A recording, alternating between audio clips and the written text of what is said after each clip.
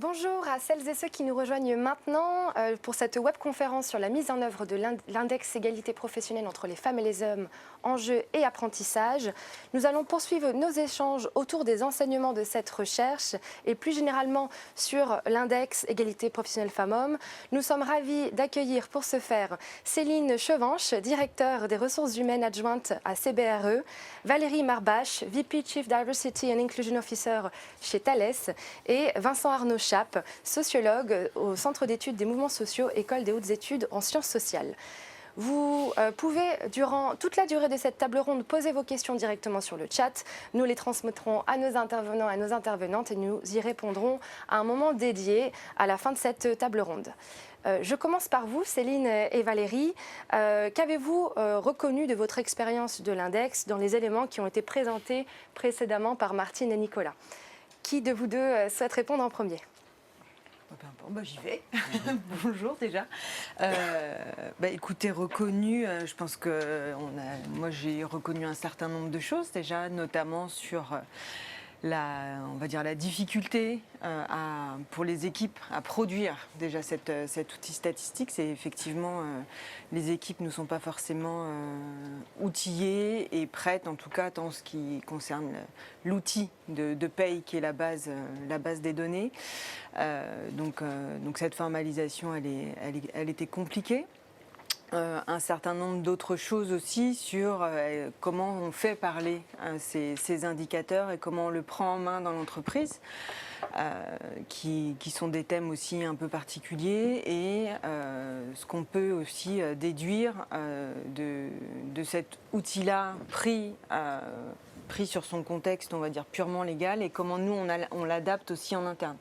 Nous, par exemple, on a fait le choix d'adapter la classification telle qu'elle est présentée pour avoir une pertinence un petit peu plus forte, ce qui nous a forcé en interne à adapter aussi adapter notre organisation, non, mais à avoir une vision plus fine et à revoir certaines choses, notamment nos classifications, etc., d'emploi. Donc ça a eu un effet bénéfique sur ça en tout cas.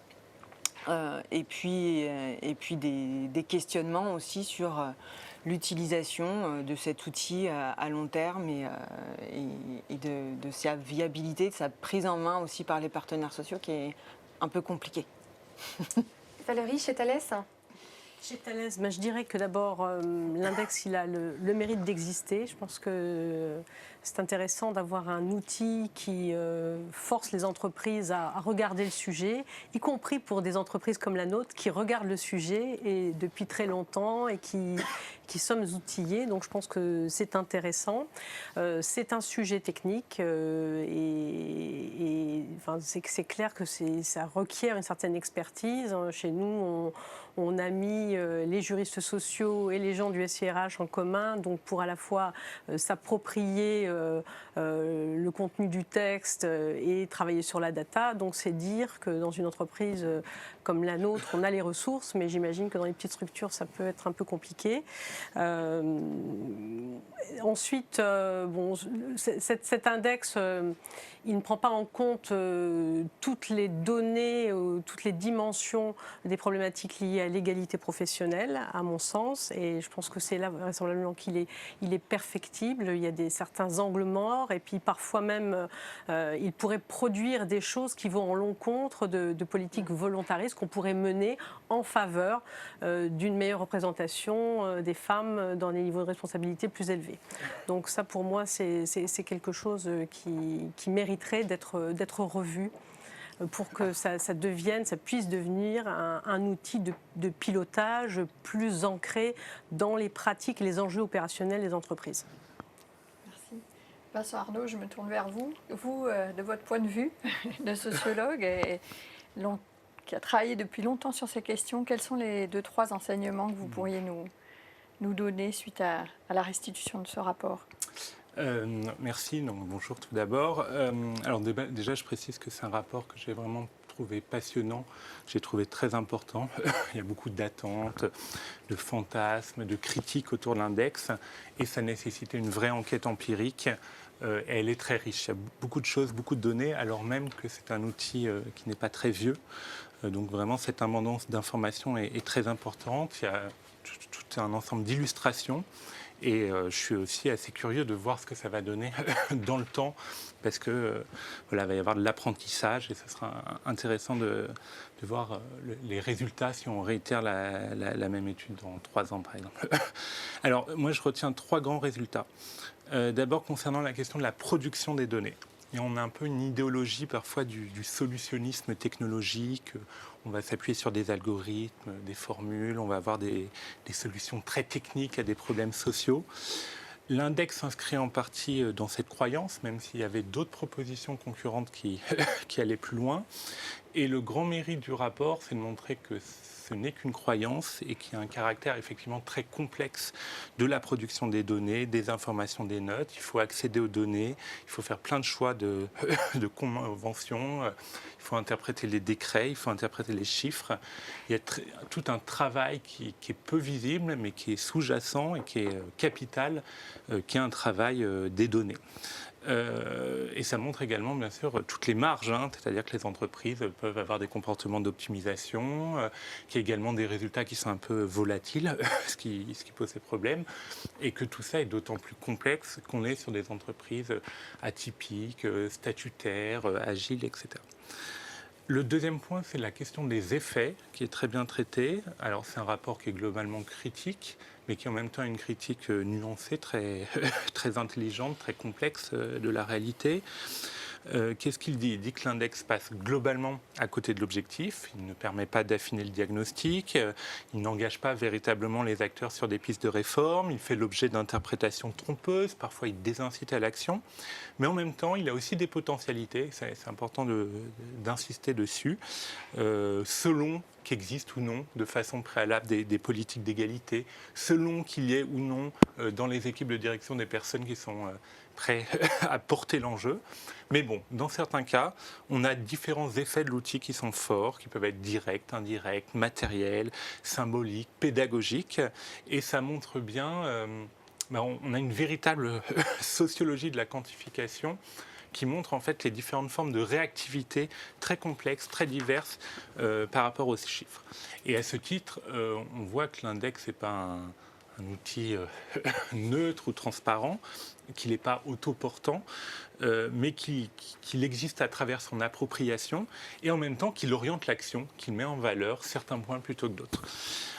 Troisième résultat qui était un peu prévisible, mais qui est bien montré également, c'est que l'index est d'abord un outil managérial et pas du tout un outil de dialogue social. Alors, il y a une continuité un peu historique parce que des grandes entreprises s'étaient dotées d'outils économétriques dans les années 2010 qui étaient déjà un peu dans cette logique. Mais ça a quand même un effet, cette complexité, c'est que ça crée de l'opacité, ça crée un effet boîte noire. Et cette boîte noire, elle limite un peu les prises que peuvent avoir les partenaires sociaux. Donc on a un peu un effet d'imposition de la réalité ou d'une certaine perception de la réalité qui peut avoir pour effet de décourager d'autres prises de parole alternatives critiques. En même temps, ce qui est intéressant, c'est qu'on voit que parfois cette boîte noire, elle se fissure aussi, qu'elle est contestée, qu'il y a des syndicats qui dialoguent, qui critiquent, qui échangent, qui ouvrent un peu tout ça. Et ça donne évidemment des choses intéressantes, mais encore faut-il comprendre à quelles conditions cela peut arriver. Valérie, pour poursuivre, est-ce que vous pouvez nous présenter rapidement Thales en quelques mots, histoire que nos interlocuteurs puissent bien connaître votre entreprise ? Ok, donc en quelques mots, Thales est un leader mondial de haute technologie qui opère dans 5 grands marchés, la sécurité et la défense, l'identité et la sécurité numérique, l'aéronautique, le spatial et le transport terrestre. Donc en fait un portefeuille d'activités assez vaste. Et le fil conducteur de notre mission, c'est d'aider nos clients en fait à réaliser leur mission critique en leur fournissant des services, des solutions, des systèmes qui leur permettent de prendre les bonnes décisions au bon moment. Donc Thales, c'est 81 000 personnes dans le monde, à peu près la moitié en France, un peu moins de la moitié en France, 75% en Europe. C'est 75% d'ingénieurs et cadres et 26% de femmes. Donc une industrie très technologique, très masculine et très qualifiée. Merci. Céline, je vous remercie de présenter à votre tour CBRE pour qu'on puisse comprendre d'où vous parlez. Donc CBRE, c'est aussi un leader mondial, mais sur son marché à lui, qui est le marché de l'immobilier d'entreprise, qui est un acteur majeur sur l'ensemble de l'offre de services immobilières à destination des entreprises, hein, donc des clients plutôt, on va dire, institutionnels, sur des activités diverses telles que la transaction, le property management, le facility management, le conseil en investissement, l'aménagement d'intérieur, etc. Donc c'est une offre de services assez large. Mondialement, c'est 100 000 collaborateurs répartis sur tout le territoire mondial. Donc les États-Unis, l'Europe et la région Asie-Pacifique, un peu moins en Afrique, mais on s'y développe.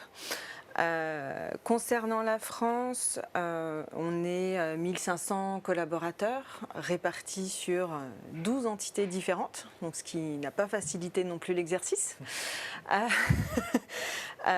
Donc voilà, on est globalement sur la France à 50% féminine, 50% masculin. Donc on a une répartition assez homogène, même si dans les entités ça varie selon le cœur d'activité. Donc voilà, une population aussi majoritairement cadre à 86%. Voilà, donc avec des niveaux de qualification différents, mais aussi des métiers totalement différents et très diversifiés. Merci Céline. Valérie, je me retourne vers vous. Est-ce que vous pouvez nous indiquer les notes obtenues à l'index donc pour Thales ces 3 dernières années et l'interprétation que vous faites de ces notes? Alors, je ne vais pas vous faire une petite synthèse. Nous aussi, on a beaucoup de sociétés en France. Je vous disais un peu moins de 40 000 personnes. Donc, on a 19 sociétés qui sont concernées par le calcul de l'index, dont 8 qui ont plus de 1000 personnes. Donc, je me suis amusée à faire la moyenne, même si ça vaut ce que ça vaut, sur les 8 sociétés de plus de 1000 personnes. On est à 92 sur 100. Alors, on n'a pas fait une étude, j'allais dire, globale de l'évolution de l'index, ni même une étude comparée entre les différentes sociétés. Il est piloté et traité localement. Voilà ce que je peux vous en dire. Donc, de nombreuses sociétés chez Thales qui sont concernées. Et 92% pour vous, est-ce que c'est quelque chose qui reflète la réalité, qui vous permet d'avancer, de vous re-questionner? Alors, c'est le reflet, je pense, déjà d'une longue pratique, d'un engagement de long terme sur le sujet de l'égalité professionnelle. Je pense que ça fait près de 20 ans qu'on y travaille chez Thales. Donc ça se reflète dans ces résultats. C'est pas véritablement un outil de pilotage. On n'avait pas attendu l'index pour piloter le sujet. C'est un outil de mesure supplémentaire, complémentaire, qui permet de regarder la problématique sous un angle différent, avec un parti pris particulier qui est celui de, tout à l'heure ça a été mentionné, il y a des conventions dans le calcul de cet index, et donc c'est par rapport à ces conventions que on porte un regard nouveau sur ces 5 indicateurs. Donc le parti pris qui est remarquable, c'est celui de vouloir une égalité parfaite entre les hommes et les femmes. Et ça génère des choses.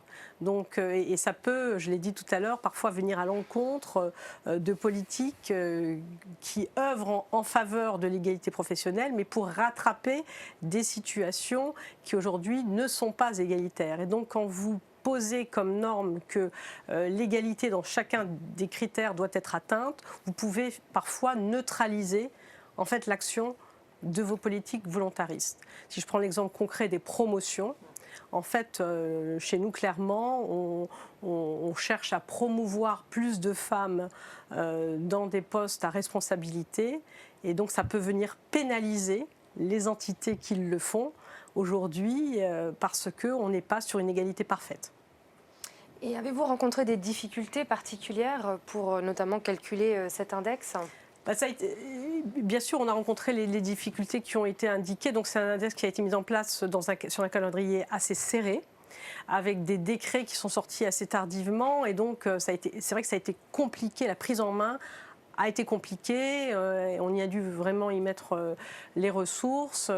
Et je ne peux pas vous dire aujourd'hui qu'on soit dans une routine. Ça reste compliqué. Ça reste un outil sophistiqué. Très bien. Merci Valérie.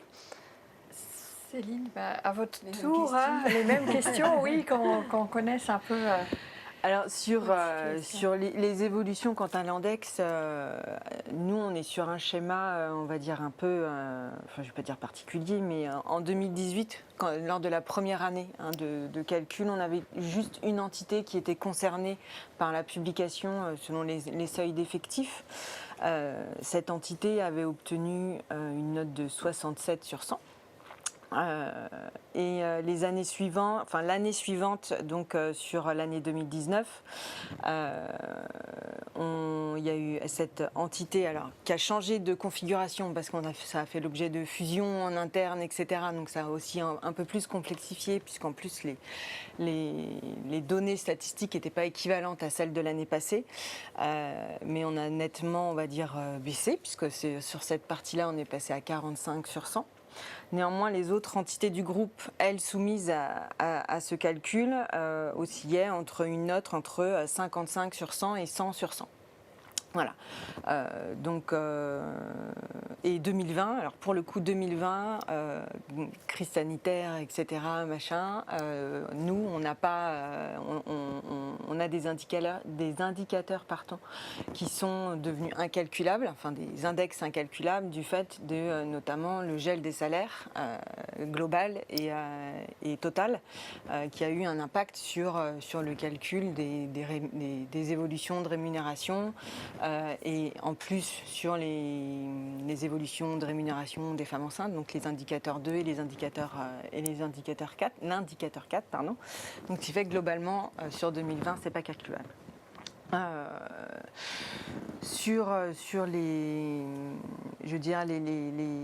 enseignements de ces index, on n'a pas forcément été trop surpris des résultats qu'on a obtenus. Globalement, alors on n'a pas fait d'index groupe parce qu'on aurait pu, mais pour le coup, c'est vrai que techniquement, c'est assez compliqué de le faire pour une entité, de le faire à un niveau groupe. On y pense, mais j'ai pas eu le temps, on va dire, matériel de pouvoir le mettre en place. Mais néanmoins, c'est quelque chose qu'on compte faire, et notamment en termes de publication aussi groupe, parce que nous, on communique en tant que groupe et pas en simple entité, donc c'est aussi important pour CBRE de pouvoir communiquer comme ça. Mais bon, si je reviens à mon propos initial, c'était quand même de se dire qu'on a quand même pris en main cet outil, mais comme disait Valérie tout à l'heure, on n'a pas attendu de mettre en place des mesures, et notamment avec nos partenaires sociaux, pour promouvoir l'égalité professionnelle entre les femmes et les hommes. On avait bien avant des rapports égalité professionnelle dans l'entreprise, où les indicateurs et les champs d'indicateurs sont déjà beaucoup plus larges et prennent en compte beaucoup plus de choses que cet index qui est à vocation plus salariale, on va quand même se le dire, et qui est plus porteur pour nous et par lequel on a mis aussi pas mal en place beaucoup d'actions. Donc c'est un index qui nous sert de repère, mais dont on n'a pas attendu la publication et l'obligation de le mettre en place pour pouvoir promouvoir des choses.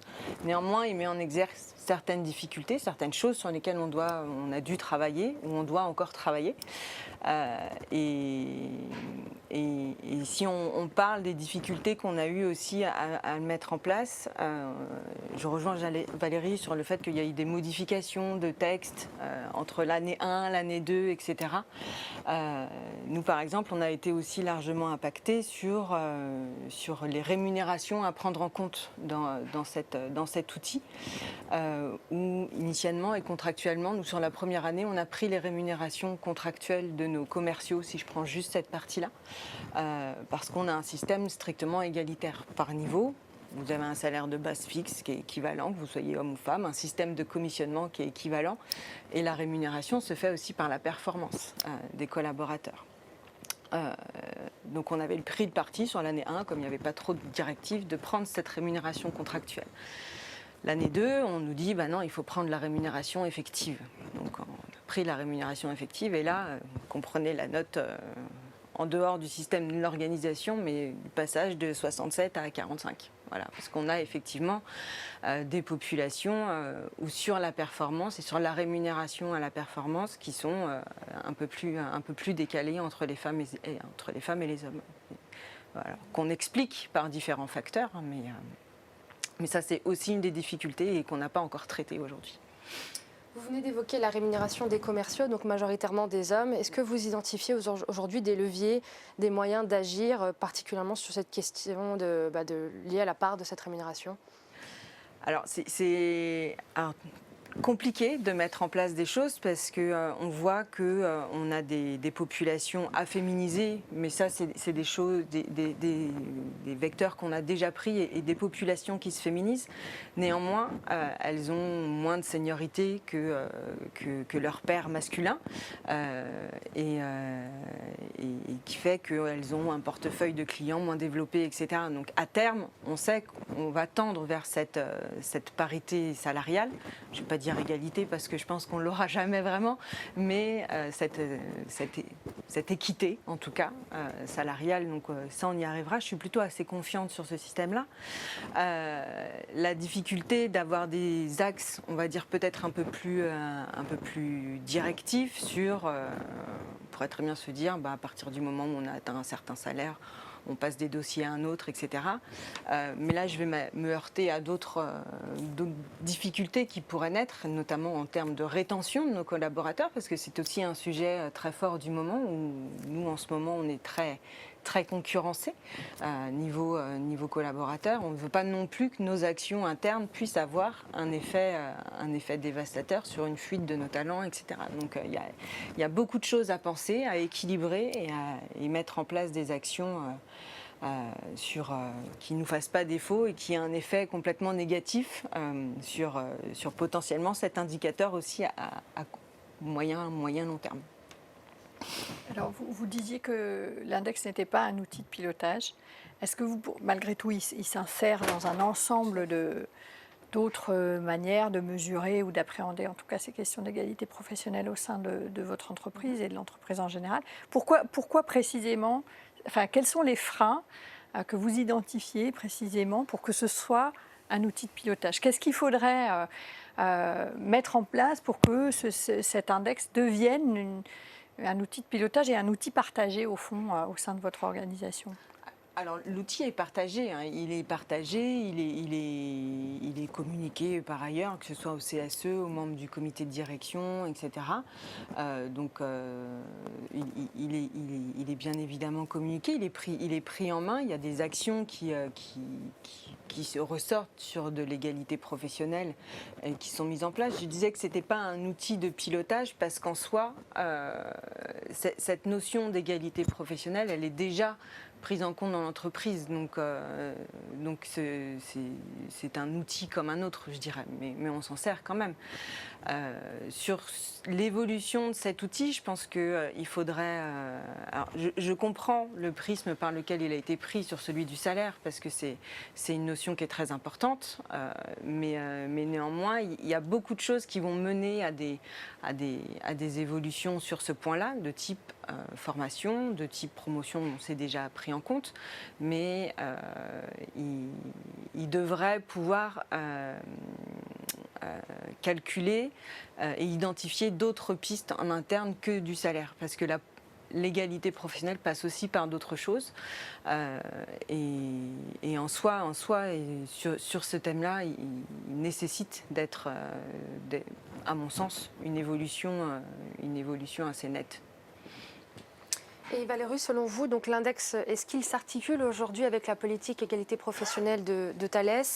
Est-ce qu'il constitue ou peut constituer un outil de pilotage, notamment pour mettre, en tout cas en lien avec vos actions pour favoriser l'égalité professionnelle ? une brique dans un ensemble qui est bien plus complexe que ça, qui passe par des actions de volontaristes, de recrutement, de promotion de femmes, des actions de développement, de mentorat, des actions de sensibilisation ou bien inconscient. Enfin, donc on a tout un dispositif d'actions qui sont pas qu'on ne peut pas transcrire dans un index, mais qui œuvrent en faveur de l'égalité professionnelle. Et par ailleurs, antérieurement, comme l'a dit Céline, on avait déjà toute une batterie d'indicateurs, pour le coup, dans lesquels les organisations syndicales se reconnaissent peut-être plus. En tout cas, ça fait vraiment le cœur du dialogue social. Et donc ça, on continue à l'utiliser, bien évidemment. Donc, pour moi, il a la vertu de quelque chose qui est synthétique et surtout qui nous amène à porter le regard sur cet enjeu qui est un enjeu majeur. Merci. Vincent Arnaud, je me permets, puisque vous avez une vision de très long terme sur l'ensemble des politiques qui ont été menées en la matière, avec justement à la fois les négociations annuelles obligatoires, tout ce qui est autour de l'obligation de négocier, des rapports, des plans d'action, des accords internes, des plans d'action, etc., qui ont déjà été beaucoup regardés, des outils comme le RSC ou la BDES. Comment vous voyez, alors peut-être plus à terme qu'éventuellement aujourd'hui, où on est encore dans un temps très court au fond d'application de l'index, mais l'index s'insérer dans cet ensemble, dans ce dispositif un peu plus large autour des questions d'égalité professionnelle dans l'entreprise? C'est effectivement, je pense, très important de remettre l'index au-delà de la nouveauté dans un paysage plus large, pour comprendre peut-être un peu mieux ce qu'est de la rupture, ce qu'est de la continuité, ce qu'est de nouvelles formes d'articulation aussi. Pour revenir peut-être très rapidement sur l'histoire ou la façon dont on peut la penser, le modèle traditionnel, c'est un modèle qu'on a appelé, les sociologues Jacqueline Laufer, de l'égalité négociée. Ça émerge en 1983, ça s'institutionnalise vraiment en 2001. C'est une négociation qui est administrée avec un ensemble de règles fixées par l'État et donc qui s'indexe à une obligation de moyens et puis un outil de quantification, le rapport de situation comparée qui aujourd'hui existe au sein de la BDES. Alors on est dans une logique qu'on peut qualifier d'exploratoire à ce moment-là, c'est-à-dire que on a une multiplication d'informations, elles sont vraiment massives dans ce RSC, quantifiées. Elles servent à accompagner les partenaires sociaux pour essayer d'identifier les inégalités et puis aussi identifier des causes de ces inégalités. L'index, il est en continuité, il est en rupture. Il répond à deux critiques, ça il faut bien le préciser. Il répond à la critique de l'obligation de moyens qui avait le risque de ne permettre qu'une mise en conformité superficielle. Et donc là, on a une obligation de résultat, ce qui pose bien sûr la question, on va dire, de la hauteur de la barre. Est-ce que c'est un résultat exigeant? Et puis on a aussi, on avait plus exactement une profusion d'informations quantifiées, très lourdes à produire, très difficiles à manier pour les syndicats. Et on a fait le choix avec l'index de la logique synthétique, c'est-à-dire réduire les informations pertinentes, avec un cadrage, je vous l'avais dit, très fort sur la question salariale. Et on a une logique qui est moins exploratoire que régulatoire, c'est-à-dire l'idée qu'on va identifier très directement les points faibles et qu'on va mettre très rapidement en place des mesures pour lutter contre ces points faibles. Alors la question bien sûr qui se pose, c'est celle de l'articulation avec l'égalité négociée. En théorie, juridiquement, l'index ne se substitue pas du tout à l'obligation de négocier des accords, à la BDES, etc. Et en même temps, ce que nous montre le rapport, c'est que c'est beaucoup plus compliqué que ça. Premièrement, l'index n'est pas du tout saisi par les syndicats, donc il ne renforce pas en soi le dialogue social. Mais deuxièmement, et pire d'une certaine façon, il a un possible effet d'éviction. C'est-à-dire qu'à partir du moment où vous avez 98 et que vous n'êtes pas particulièrement engagé sur la question, pourquoi aller négocier, ou en tout cas pourquoi négocier sérieusement? Donc moi je pense que la question qui va se poser de façon prospective, effectivement, c'est la capacité que vont avoir les deux modèles à perdurer en parallèle, voire à s'articuler. Il est possible, et c'est une hypothèse vraiment très ouverte, qu'on soit sur le point de changer de paradigme de politique d'égalité professionnelle, non pas par addition, parce qu'on a rajouté une couche, mais par substitution. C'est-à-dire que il y aurait à terme une sorte de déclin de l'enjeu de négociation, sauf peut-être pour certaines entreprises très volontaristes. Alors ça pose la question évidemment au niveau politique, où on veut aller. Si on veut garder l'égalité négociée, comment on fait effectivement pour en faire une obligation forte qui ne disparaît pas derrière l'index ? Et il serait peut-être un peu paradoxal aujourd'hui de fragiliser ce pan alors que les politiques publiques mettent énormément en avant l'échelon de l'entreprise comme échelon pertinent du dialogue social. Merci Vincent Arnaud. Je me retourne vers vous Valérie. Je crois savoir que Thales a mis en place un index Thales Monde. Expliquez-nous comment vous vous êtes approprié finalement l'index égalité professionnelle femmes-hommes. Donc en fait, l'idée de cet index France qui venait en écho à d'autres index ou d'autres enquêtes salariales obligatoires qui émergent de plus en plus dans différents pays, en Australie, en Grande-Bretagne, etc., nous a donné l'idée de se doter de notre propre index qui répondent et qui viennent en soutien de nos enjeux finalement en matière d'égalité professionnelle. Et donc on est parti de la structure de l'index national France et donc de ces 5 indicateurs pour les rebalayer et voir dans quelle mesure ils étaient pertinents. Première chose, pertinence. Et deuxième critère, calculable à l'échelle du monde, donc dans nos 68 pays. Et donc on a maintenu le premier indicateur autour de la rémunération et on l'a minoré un peu, on l'a fait passer de 40 à 30 points en se disant que sur ce sujet-là, qui restait un sujet important, on avait une longue tradition, j'allais dire, de vigilance sur le sujet, donc on l'a un petit peu réduit dans son importance, même si ça reste important. Ensuite, on a intégré un deuxième critère qui était l'écart entre le taux de rémunération variable moyen des hommes et des femmes. Donc là, on est sur la part variable. Et dans un groupe comme le nôtre, ça concerne une population très importante. Et donc, pour nous, c'était important d'apprécier concrètement les écarts de rémunération perçus sur la part variable entre les hommes et les femmes. On a maintenu le critère de comparaison sur les promotions, donc le taux moyen de promotion homme-femme. Ensuite, on s'est penché, parce que pour nous c'est un enjeu fort, sur le sujet du développement de carrière des femmes et de leur accès aux postes à responsabilité dans l'organisation. Et donc, pour ce faire, on a repris l'index, le critère 5 de l'index, donc avec le focus sur les 10 rémunérations les plus élevées, en se disant que c'était un peu emblématique, un peu étroit, mais pour autant intéressant quand même comme information, mais on l'a complété de quelque chose qui nous paraît beaucoup plus pertinent et large en tout cas, et qui est en fait de calculer le taux d'alignement entre la représentation des femmes dans les niveaux cadres, qui sont en fait le vivier des futures cadres dirigeantes, et leur représentation dans les plus hauts niveaux de hiérarchie. Et donc on considère que dans une entreprise où on a 15% de cadres, dans l'ensemble de cadres, je recommence, dans une entreprise où on a 15% de femmes et pas de cadres dans l'organisation, on devrait également avoir 15% de femmes dans les niveaux les plus élevés de responsabilité. Et si on est à 30% dans l'organisation, on devrait avoir également 30% dans les niveaux les plus élevés. Donc on a 2 indicateurs qui adressent la problématique du plafond de verre. Et ça compte pour nous pour 35 points. 35 points, voilà.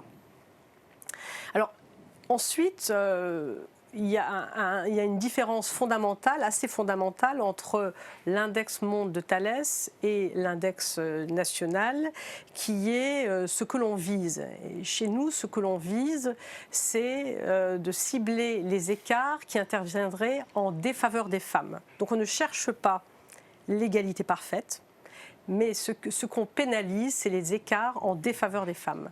En se disant que quand on est dans une logique de rattrapage ou de correction, Et donc, quand on veut mettre un terme à des discriminations qui sont quand même surtout essentiellement à l'encontre des femmes, c'est le focus qu'on a décidé d'avoir. Et donc, ce faisant, on appuie en fait la politique volontariste qu'on a mise en œuvre.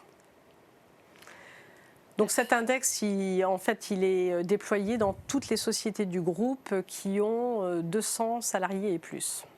Donc une cinquantaine d'entités depuis juin de cette année. Donc on a peu de recul, hein, on l'a mis en œuvre cette année.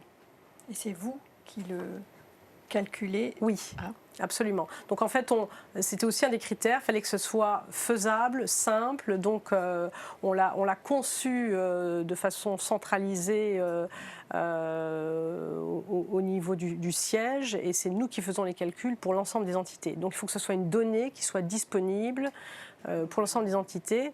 Et on se dit que la vertu donc de ce calcul centralisé, c'est que ça va amener les entités à aller voir les chiffres et aller challenger éventuellement s'ils ne se retrouvent pas dans les chiffres. Parce qu'en fait, les chiffres qui sont les chiffres qu'on va agréger sont les chiffres que eux ont saisis dans le système d'information ressources humaines.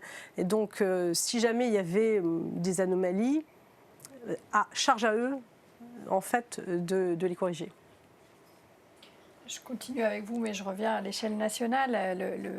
L'obligation est faite de publier l'index, de communiquer en interne. Comment ça se passe chez Thales? Comment c'est reçu? Est-ce que les IRP, enfin le CSE en l'occurrence, s'est saisi des notes? Est-ce qu'il y a eu une évolution d'ailleurs depuis son entrée en application? Comment ça circule à l'intérieur de l'entreprise, cet index?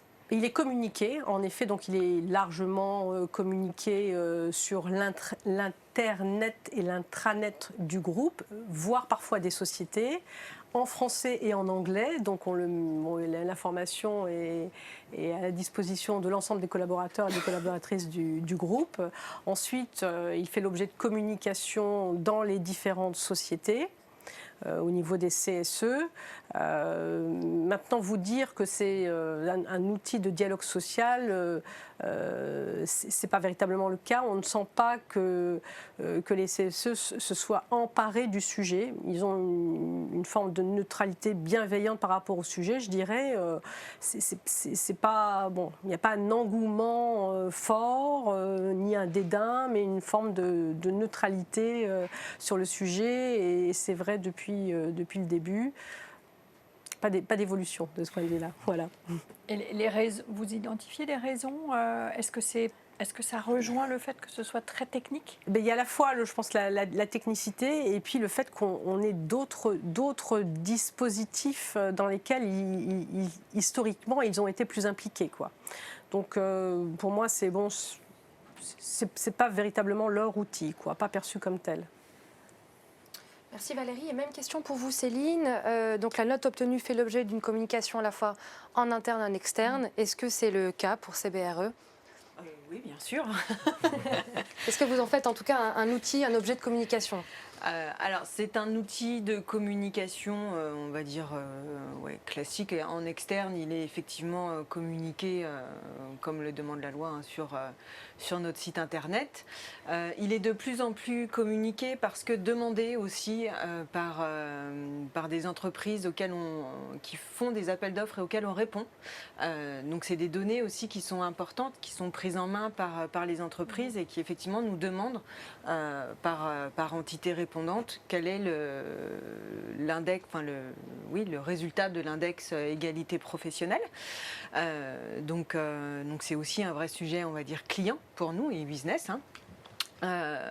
Et en interne, il est communiqué bien évidemment au CSE. Alors là, je rejoins Valérie sur le fait qu'il n'est pas forcément pris en main par les CSE, contrairement au rapport de situation comparée des hommes et des femmes, qui est pour eux enfin en tout cas moi je le perçois comme ça, plus lisible, où les indicateurs ils les maîtrisent plus, puisque je pense que aussi la technique du tableau, enfin de l'index, est assez particulière, et quand on leur explique, on les perd tout de suite en fait, alors que les données du rapport de situation comparée, ils y sont habitués, il y a plus de choses, c'est explicité aussi. Un index, pour l'instant, on n'a pas pris le pli d'expliquer les indicateurs et comment nous on percevait les choses, qu'on fait par contre sur la situation comparée. Donc voilà. Ensuite, il est effectivement partagé aussi avec nos membres du comité de direction, et donc tous les directeurs des différentes entités, et qui prennent la mesure des choses selon leur activité, selon l'entité. Et qui sont de plus en plus questionnants aussi sur ça. Donc il y a une prise en main et une prise en considération du constat qui est faite. Néanmoins, c'est aussi issu on va dire, de politiques qu'on a eues avant. Et dernière chose, c'est qu'il est aussi communiqué via notre rapport RSE. Donc c'est une grosse partie du rapport RSE, tout ce qui est égalité, parité et diversité, si on le met plus large, et qui est pris en main géographiquement, enfin je dirais localement, géographiquement et globalement. Sur les rapports on va dire de corporate responsibility, donc c'est aussi des sujets très importants dans l'entreprise et pris en main là-dessus. Merci. Vincent Arnaud, pour reprendre un peu ces questions sur le rôle, la place, la façon dont l'index s'inscrit en fait dans ce paysage de la négociation sur cette thématique en particulier. Qu'est-ce que ça vous inspire, puisqu'on voit, et c'est dit dans le rapport et vous en faites l'écho aussi, qu'a priori quand même les IRP se sont tenus un peu à distance, en tout cas se sont pas emparés de l'index, des notes, et globalement qu'on voit, on sent pas, encore une fois à 3 ans, hein, à la fois c'est très court à l'échelle de ce qui peut se passer dans l'entreprise et sur des sujets aussi compliqués que celui-là. Mais le renouvellement de vos IRP. En plus, et puis elles ont été bousculées quand même par des réformes. Enfin, bon, il y a eu beaucoup de choses, hein, il y a beaucoup de sujets en cours. Mais qu'est-ce que ça vous inspire, vous qui avez observé justement ce portage et cette appropriation depuis longtemps ? Moi, je pense qu'il est très important de réfléchir à différents niveaux sur la capacité des syndicats à agir. C'est-à-dire que le modèle de l'égalité négociée, forcément, il a un sens s'il y a des partenaires sociaux pour négocier, et notamment si les syndicats s'engagent dans la thématique, parce que s'ils ne s'engagent pas de façon totalement normale, ce sera un outil managérial ou de la direction. Aujourd'hui, on constate encore, on l'avait constaté pour une recherche précédente, on le constate dans cette recherche, un engagement très inégal des syndicats sur la question, qui est souvent relié à des individualités, donc pas d'inscription durable de la thématique au niveau syndical ou organisationnel, au niveau vraiment des syndicats d'entreprise, bien sûr. Alors, derrière, je pense qu'il faut quand même un peu déplier la question. Pour moi, il y a 3 grands facteurs à distinguer. Il y a d'abord la question de l'intérêt à agir, c'est-à-dire de la volonté d'agir. Il y a un consensus très clair chez tout le monde de toute façon sur l'importance théorique de la question. Mais en même temps, elle reste largement subordonnée à d'autres enjeux qui vont être jugés sur l'instant plus prioritaires. Et parfois, on peut le comprendre aussi. Alors, ça pose bien sûr la question de la représentation de l'intérêt des femmes dans les syndicats en tant que groupe social, et notamment dans les espaces de décision. Et sur ça, on sait, il y a plein de travaux sur ça, qu'il reste encore beaucoup à faire, même si les choses ont quand même beaucoup progressé. Le deuxième point important pour moi, c'est celui des compétences à agir. On en a parlé, Nicolas en a parlé tout à l'heure. Pour entrer dans une démarche de négociation, il faut plein de compétences. Il faut avoir les capacités de lire une organisation en termes de genre, de comprendre les multiples processus systémiques par lesquels se produisent des inégalités. Il faut aller au-delà de la lecture en termes de discrimination directe, qui est un tout petit bout du problème. Et ça nécessite la maîtrise de plein de concepts, qui sont des concepts de sciences sociales, ségrégation horizontale, verticale, plafond de verre, etc., discrimination systémique.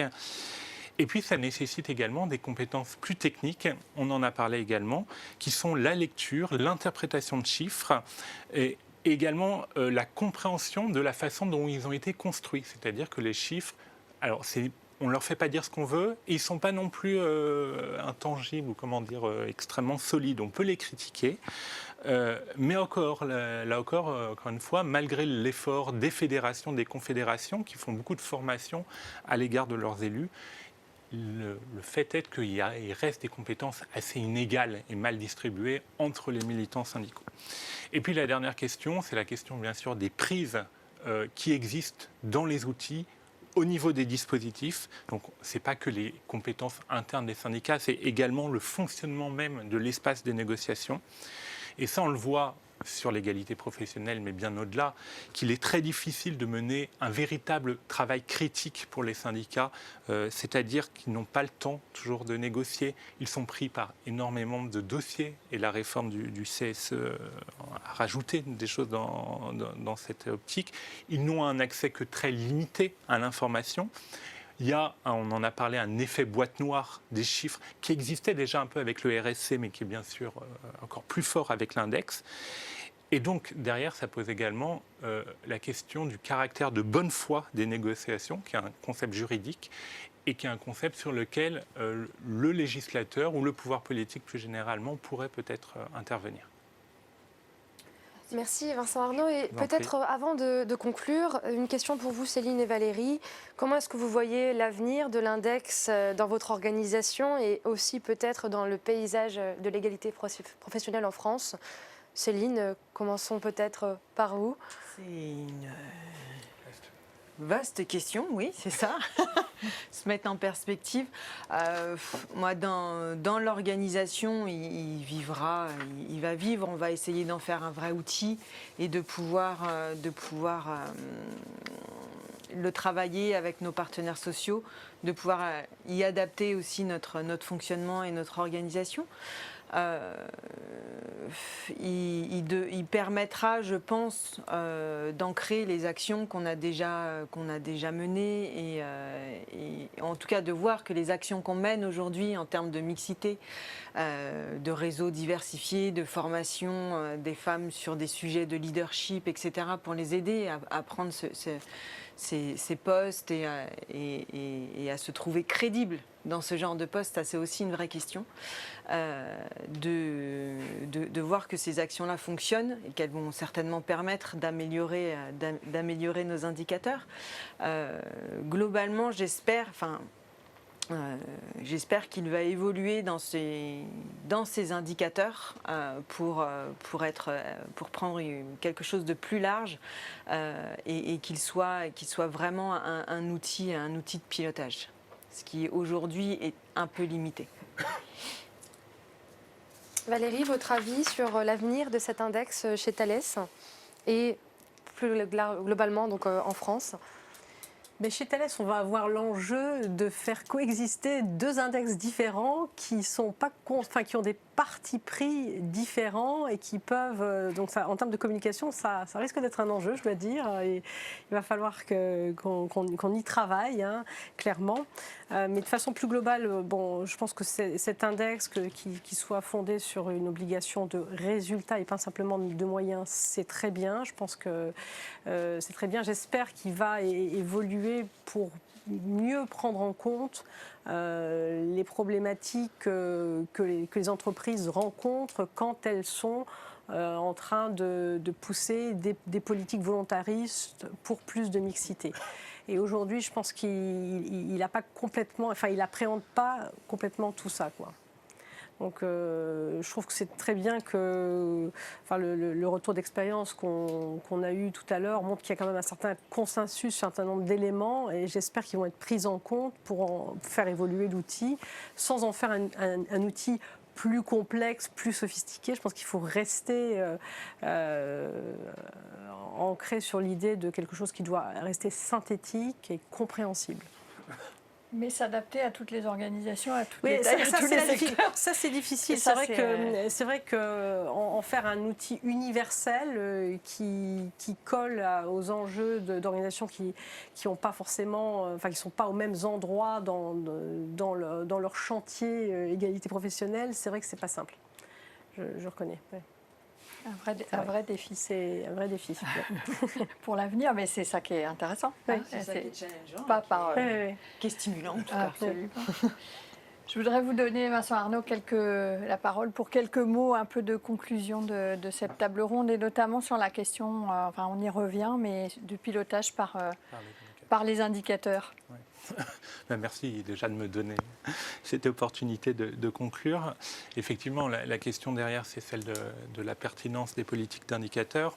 Alors, le rapport, il montre plein de limites de ces politiques qui sont fondées d'abord sur le chiffre, des limites qu'on connaît. La faible confiance dans la signification, la robustesse des données, la focalisation sur l'amélioration des indicateurs plutôt que sur les phénomènes auxquels ils renvoient, la fragilisation des processus de délibération collective, la technicisation des enjeux. Et ça, c'est plein de critiques qui vont dans le sens d'un discours assez connu finalement sur la critique du nombre, la critique de la gouvernance par les nombres. Il y a eu un livre d'Alain Suppiot récemment qui montre comment le poids des indicateurs en vient presque à concurrencer le droit. Alors, je pense qu'il faut quand même faire attention et pas se tromper de combat. La possibilité de ne pas compter, c'est aussi un privilège des groupes privilégiés d'une certaine façon, qui vont confondre un peu leur position avec l'universel et pour qui la catégorisation, le dénombrement ne fait pas vraiment sens. A contrario, je suis convaincu que le fait de compter, c'est une arme très importante pour les groupes subalternes, les personnes discriminées. Il y a un courant qui s'appelle le stat-activisme, le militantisme par les chiffres, qui l'a très bien documenté sur plein de cas différents. On peut compter pour se compter, voir combien on pèse. On peut compter pour dénombrer des injustices, compter les accidents de travail, les féminicides. On peut se compter pour se comparer et montrer éventuellement qu'on est moins bien loti. Tous les contentieux individuels ou collectifs en matière de discrimination au travail, ils passent par la mise en chiffre des inégalités de carrière qui permet de prouver et qui permet également de demander une réparation des dommages et intérêts. Et puis également du côté des gouvernements, on peut compter de plein de façons. On peut compter pour le marché, on peut compter pour la planification, on peut compter pour comparer les États. Voilà, il n'y a pas d'affinité forcément entre ce qui serait une idéologie néolibérale et le fait de compter. Donc il y a plein de façons de compter, j'insiste. Les nombres peuvent avoir des formes très différentes, qu'ils soient synthétiques, détaillés. Les méthodes statistiques sont différentes. On a plein d'usages différents. Et puis on a aussi, grâce aux chiffres, parfois des controverses démocratiques qui sont importantes. Donc pour l'égalité professionnelle et pour l'index, je pense qu'il ne faut pas être dans la caricature de la critique de l'index, comme on le voit parfois, du chiffre. Le problème, ce n'est pas de compter en soi, évidemment, c'est comment on compte, ce qu'on compte, avec qui on compte et pourquoi, en deux mots, pour quelles conséquences on compte. Même pour l'index, on le voit que les faits ne sont pas univoques. Il y a des effets délétères, mais il y a aussi des moments où la quantification, elle enclenche des choses, elle renforce des mécanismes de conscientisation et de prise en compte des problèmes. Et donc pour moi, ça indique vraiment l'importance d'avoir une critique très complexe qui porte moins, donc encore une fois, sur les politiques de chiffres en général que sur ce qu'elles recouvrent.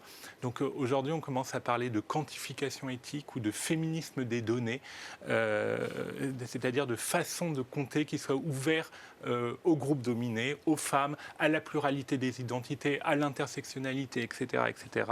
Alors, c'est des réflexions très théoriques, mais à mon avis, il y a un renversement de perspective possible. Ne plus penser la quantification seulement comme un moyen de la démocratie du dialogue social, mais également comme un objet du dialogue social, c'est-à-dire qu'il faudrait réintégrer la question de la production des données et des chiffres dans le giron du débat, de la délibération démocratique, avoir une vision réflexive sur les chiffres pour ne pas les prendre comme argent comptant, mais comprendre qu'ils sont l'objet de conventions de mesure, on en a beaucoup parlé. Et je pense que c'est aussi le rôle des sciences sociales et de ce rapport, parmi d'autres, de diffuser ce qui est une posture, je pense, de saine méfiance, qui n'est pas une méfiance caricaturale, encore une fois, non pas à nouveau pour rejeter les chiffres en bloc, mais pour mieux se rendre compte de leur nature profondément politique et donc discutable d'une certaine façon. Merci beaucoup. Vous restez là, on va avoir de nouveau un moment, 15 minutes à peu près d'échange. Il y a déjà des questions qui sont remontées. Martine va nous rejoindre pour prendre part à cette séquence de questions-réponses. Et voilà, je vous laisse le temps de vous installer. Mais du coup, je voudrais juste amorcer cette première, par une première question, cette séquence. Qu'est-ce que ça vous a inspiré d'écouter voilà, à la fois Céline, Valérie et puis les réflexions de Vincent Arnaud par rapport du coup au travail que vous avez mené avec Nicolas et l'ensemble de l'équipe qui a participé à ce travail de recherche? Moi, je voulais déjà les remercier de leur riche témoignage parce que ça vient parfaitement illustrer, je pense, qu'on a pu relever, ça a complété ce qu'on a pu relever dans le rapport. Et donc, ça montre bien que c'est un outil qui est perfectible, qui a son utilité, qui est perfectible, qui passe à côté de certaines choses, mais qui enclenche un processus et qui reste quand même, il faut le dire, un objet quand même, vous l'avez bien dit, je crois, technique et relativement complexe quand même, contrairement à ce qu'on pouvait attendre au départ, ou avait été annoncé comme un objet simple et fiable. Et là, on voit la difficulté, et là, je pense que Arnaud a bien illustré ça. Mais si vous me permettez, moi, je voudrais quand même revenir sur deux points. Deux points qui me tiennent particulièrement à cœur par rapport à toute cette durée d'études et en vous entendant discuter. Premier point, je serais tentée de dire, ayant travaillé il y a quelques années pour la DARES justement sur les non qualifiés, on avait parlé des oubliés de l'égalité professionnelle. Et ça, je pense que là encore, on voit bien qu'il y a tout un pan de population, et je l'ai signalé tout à l'heure dans les possibilités d'extension, qu'on oublie. On les oublie, que ce soit dans les politiques publiques, où on l'a dit, on va compléter pour l'indicateur pour le COMEX, les personnes qui ont le plus de responsabilités dans le COMEX, etc. Mais on oublie les moins qualifiés, j'aime pas dire non qualifiés, les moins qualifiés, on les oublie complètement. Et les entreprises, elles ont aussi des pratiques qui consistent à dire on va fidéliser le personnel qui est peut-être le plus difficile à recruter, qui peut être le plus, entre guillemets, excusez-moi, je n'aime pas du tout ce terme, mais coûteux. C'est-à-dire des personnes plus qualifiées, on va les fidéliser, font des analyses de coûts. Mais et de ce fait, on passe là encore à côté de tout un pan de population. Et on l'a dit, on ne parle pas des non qualifiés, on ne parle pas de l'impact du temps partiel. Il ne faut pas oublier qu'il y a des bas salaires, que le temps partiel est une source d'inégalité. C'est très documenté. L'index le saisit très mal, c'est très documenté, mais rien n'est fait. On l'oublie, il n'y a pas de mesure, que ce soit les pouvoirs publics ou des entreprises.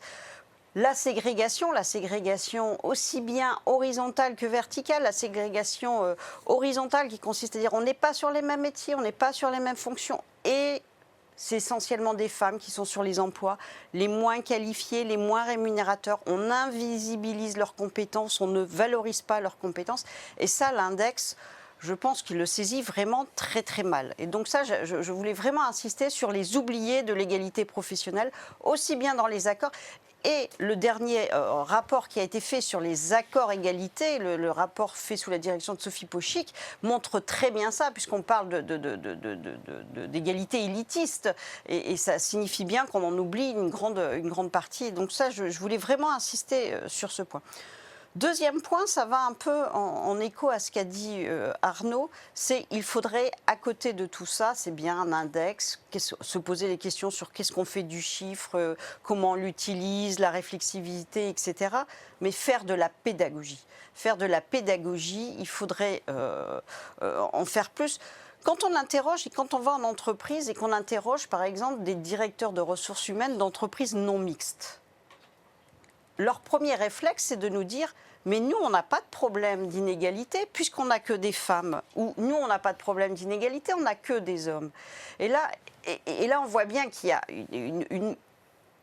une méconnaissance, je serais tentée de dire, du sujet des inégalités, puisque cette non-mixité est une source aussi d'inégalité. Et lorsqu'on pose la question donc, de l'égalité, on nous répond, et Arnaud l'a bien dit tout à l'heure au sujet de l'index, on nous répond discrimination directe. On nous répond, mais nous, on ne fait pas de discrimination directe. De toute façon, on est à l'abri de ça, on est protégé, on a des processus RH qui nous garantissent qu'on est protégé. Mais en fait, la discrimination, elle est systémique. Elle est systémique. Et là-dessus, il faut faire de la pédagogie pour prendre toutes les dimensions de l'égalité, toutes les dimensions des inégalités dans les entreprises. Et donc, vraiment, c'est sur ces 2 points que je voulais insister. Les oublier de l'égalité professionnelle et faire de la pédagogie dans les entreprises. Merci Martine. Nous avons reçu quelques questions que je vais essayer de vous retransmettre si mon outil me le permet.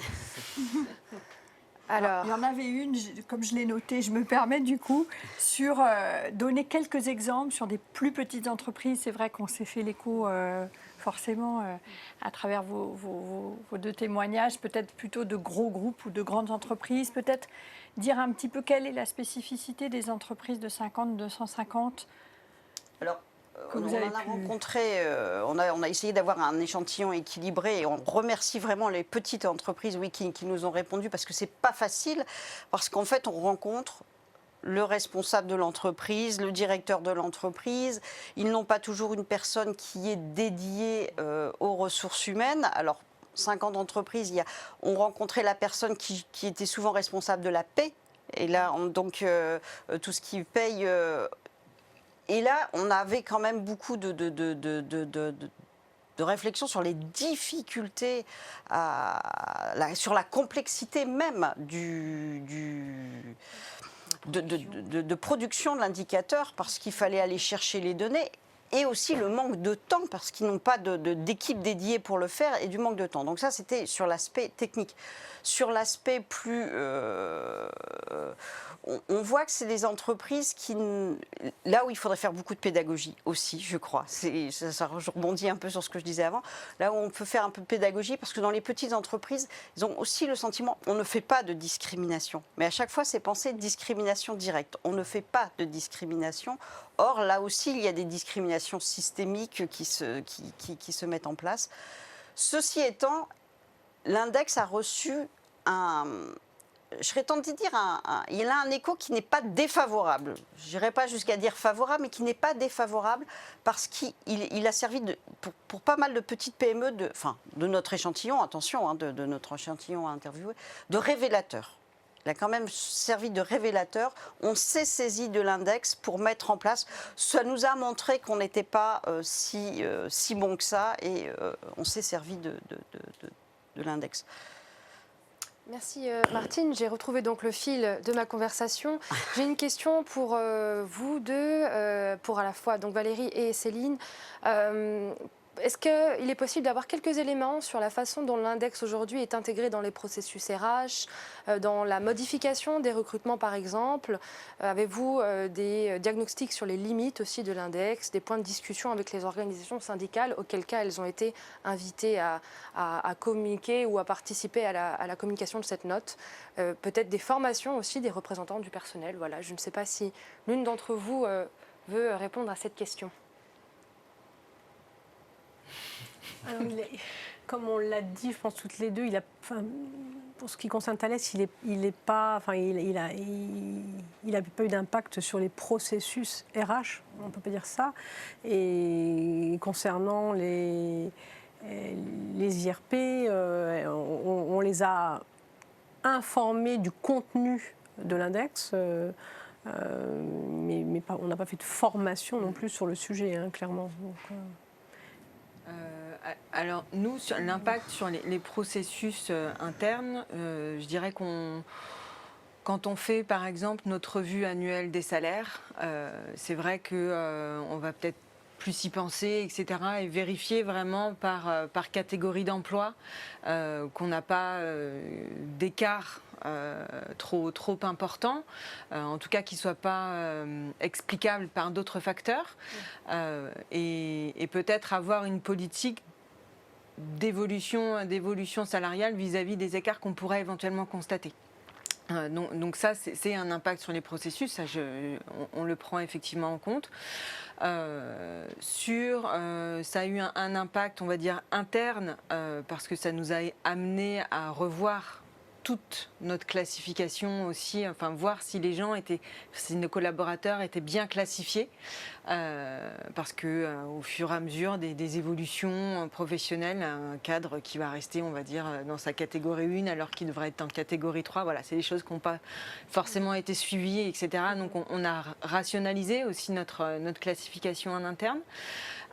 Donc ça a eu un impact direct. Après, sur les partenaires sociaux, on n'a pas non plus fait de formation de ceux-ci. Ils ont la possibilité de se faire former, bien évidemment. Donc ça, c'est à leur discrétion. Par contre, on a beaucoup parlé sur comment est-ce qu'on a fait cet index, comment on a calculé les indicateurs, on leur a montré toute notre base pour aussi leur montrer la complexité, et je pense que ça a eu un vecteur, un impact un peu négatif, c'est quand ils ont vu la complexité, ils se sont fait OK, on va reprendre notre fameux RSC qui est plus parlant et pour lequel on a plus l'habitude, et c'est reparti comme ça. Donc avec l'évolution, ils prendront la mesure des choses, parce que c'est quand même un thème qui est très important dans l'entreprise et qui porte aussi beaucoup nos partenaires sociaux. Donc je suis sûre qu'à terme, ils s'en serviront. Martine, je me tourne de nouveau vers vous. Dans l'enquête, est-ce que vous pouvez dire un petit peu ce qui s'est passé pour les entreprises que vous avez rencontrées qui avaient moins de 75 points sur 100, et comment, du coup, elles ont vécu, j'allais dire l'arrivée de cette note, c'est pas vraiment un enfant, mais voilà, comment elles ont vécu le fait de découvrir qu'elles étaient, ou de ne pas découvrir d'ailleurs, mais de constater qu'elles étaient du coup en dessous du seuil qui permet de continuer comme ça, et qu'il fallait qu'elles mettent du coup en place des mesures correctives. Enfin, ça débouche, le fait d'avoir moins de 75 normalement débouche sur tout un processus. Donc est-ce que vous pouvez nous dire un petit peu comment... Alors, on n'a pas rencontré beaucoup de cas dans l'entreprise, dans notre échantillon. Je serais tentée de dire heureusement, parce qu'on n'a interrogé que 39 entreprises. Donc, on a eu, je serais tentée de dire, 2 cas intéressants. Un cas où c'est la personne qu'on interviewait était responsable de la diversité et de l'égalité, et qui voulait absolument se servir de l'index et de ses résultats en interne, pour remontrer à sa direction qu'il y avait un réel problème d'égalité, direction qui niait le problème. Et donc, elle se sentait seule contre sa direction. Et là, on a vraiment cette personne qui disait c'est bien parce que je peux montrer, je peux vraiment démontrer même qu'il y a un problème d'égalité dans mon entreprise. Et ça, c'était un cas intéressant. Alors, on n'a pas, je serais tentée de dire, la suite de l'histoire, mais là, on voit qu'on peut se saisir aussi en interne pour essayer de faire... changer de direction, la politique de la direction. Une autre entreprise, elle, qui était plutôt en conflit, là, en conflit d'explication, et Nicolas en avait un peu parlé aussi, il y a eu des conflits d'explication avec l'AD. C'est plus les directs, c'est les DRETS. Ils étaient en désaccord sur la façon de comptabiliser. En fait, c'était une entreprise qui dépendait du secteur du soin d'aide à domicile, et qui dépendait des subventions régionales, et la région qui fixe en quelque sorte les salaires. Et on leur disait non, vous ne pouvez pas augmenter, là où ils disaient mais on doit augmenter les salaires pour corriger. Et en fait, voilà. Et donc on était dans une situation un peu paradoxale, où ils auraient bien voulu, mais la région disait non, vous n'augmenterez pas les salaires, c'est une question de subvention un peu limitée. Et là, les entreprises étaient en conflit avec la direction en disant voilà, nous on ne peut pas agir. Et donc là aussi, je n'ai pas la suite, mais voilà 2 exemples Mais je crois que le premier vraiment parlant, c'est de se saisir de cet outil en interne pour aller montrer qu'il y a un réel problème et qu'il faut agir, il faut corriger. Donc peut-être une dernière question avant de conclure cette matinée d'échange, plus en lien cette fois-ci avec la marque employeur et la communication dans un contexte de difficulté de recrutement. Est-ce qu'une communication de l'index des actions liées à la note obtenue permettrait ou aurait des effets sur l'attractivité des entreprises? Est-ce que vous l'avez peut-être déjà constaté, Céline et Valérie? Ou alors je laisserai après Vincent Arnaud rebondir s'il le souhaite. Bon, en termes de marque employeur, une communication sur l'index en tant que tel, alors, à part si effectivement vous avez une note très très bonne de 100%, oui, pourquoi pas. Nous, très clairement, on préfère communiquer sur les actions qui sont en place, sur les dispositifs internes, sur les réseaux, sur comment on s'empare de cette question en interne, plutôt que le score que vous avez eu, qui est juste voilà, une note. Mais voilà, donc c'est vrai que la valorisation de notre marque employeur et l'attraction des talents, elle passe plutôt par cette communication sur... on a mis en place des choses, on a notre réseau mixité, on a nos formations spécifiques ou pas, des réseaux internes qui sont promus. Des groupes de travail internes qui partent de par le bas et dans lesquels on englobe tous nos collaborateurs. Donc il y a une vraie question qui est prise globalement. Donc on préfère communiquer sur ça plutôt que sur une simple note, quoi. Même chose chez Thales, clairement, on ne peut pas réduire un engagement, toute une série d'actions à une note, et donc on ne l'utilise pas comme tel. Merci beaucoup. On arrive au terme de cette matinée d'échange. Je voudrais vous remercier chacune, très chaleureusement, d'avoir accepté de participer à cette web-conférence, dans des conditions techniques qui étaient nouvelles pour en tout cas certains et certaines d'entre nous.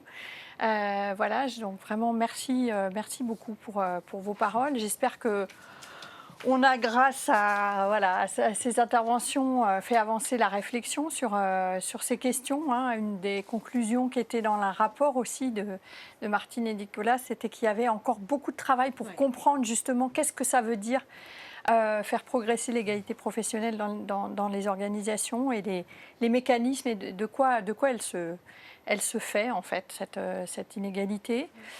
Donc merci beaucoup d'avoir contribué à ce qu'on réfléchisse et progresse ensemble dans nos apprentissages. Je voudrais remercier infiniment Marie qui m'a accompagnée dans la matinée. C'est Dorothée Prudhomme qui devait initialement co-animer cette webconférence et Marie l'a remplacée au pied levé. Donc merci beaucoup de ne pas m'avoir laissée toute seule. C'était très sécurisant. On a doublé les maris pour le coup. On a doublé les maris et j'espère que ça s'est bien passé pour l'auditoire. Je voudrais aussi remercier l'ensemble des gens qui nous ont aidés à préparer cette webconférence. Donc Joris Aubrespin, Rocio Prados et Cindy Gernival et Karine Briard de la DARES. Et puis aussi, vous ne l'avez pas vu, mais Sandrine Weber qui est à la FMD et qui a aussi contribué largement à la préparation de cette matinée. J'espère que c'était satisfaisant pour tout le monde. Et je vous invite, ceux qui le souhaitent, à retrouver à la fois sur le site de la FMD et celui de la DARES, un certain nombre d'éléments sur l'index, mais bien au-delà, sur les questions de discrimination et d'égalité professionnelle. Et notamment, les publications, le rapport de Nicolas coordonné par Nicolas et Martine. Il y a une équipe plus large derrière, est en ligne sur le site de la DARES. Et puis quelqu'un demandait si le rapport que vous évoquiez, Vincent Arnaud, sur l'égalité professionnelle coordonné par Sophie Pochy, était en ligne. Il est aussi en ligne sur le site de la DARES puisque c'est aussi une commande de recherche que la DARES avait faite. Donc vous pourrez le retrouver sur nos pages. Merci encore et puis bonne continuation de journée. Bon après-midi. Merci à vous. Bonne journée. Merci beaucoup.